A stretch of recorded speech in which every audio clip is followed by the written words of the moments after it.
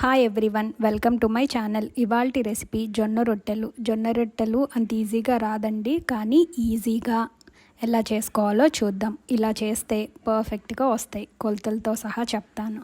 ముందుగా ఒక ప్యాన్లో 1 కప్ వాటర్ వేసి బాగా తెరలనివ్వండి. తర్వాత మీ రుచికి సరిపడా ఉప్పు, ఏ కప్పుతో అయితే నీళ్లు తీసుకున్నామో అదే కప్పుతో జొన్నపిండి వేసి ఒక్కసారి కలిపి మూత పెట్టి స్టవ్ ఆఫ్ చేసేయండి.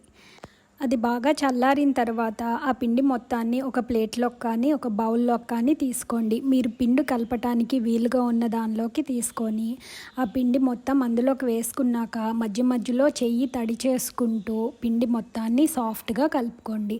మనం చపాతీ పిండి ఎలా అయితే కలుపుతామో అలా మెల్లగా కలుపుతూ ఉండండి. మధ్యలో తడి చేసుకొని. ఇది కొంచెం ఎక్కువ టైమే పడుతుంది, కానీ బాగా వస్తుంది. పిండి మొత్తం ఇలా సాఫ్ట్గా కలిపేసుకున్న తర్వాత చూడండి నా పిండి ఎంత మంచిగా సాఫ్ట్గా వచ్చిందో. ఇలా మంచిగా కలుపుకున్న తర్వాత దాన్ని ఒక తడి క్లాత్ వేసి పక్కన పెట్టేసుకోండి. తడి క్లాత్ వేస్తే పిండి ఆరిపోకుండా ఉంటుంది. దాన్ని మూత పెట్టి పక్కన పెట్టేసుకోండి. అరగంట తర్వాత పల్చగా రోటీస్ చేసేసుకోండి.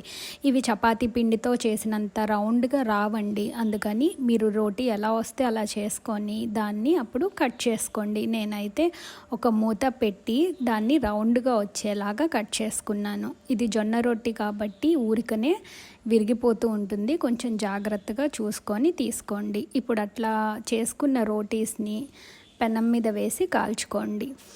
దీన్ని ఆయిల్ వేసి కాల్చాల్సిన అవసరం లేదు. ఈ రోటీస్ మామూలుగా పుల్కా చేసినట్టు కాల్చుకుంటే సరిపోతుంది.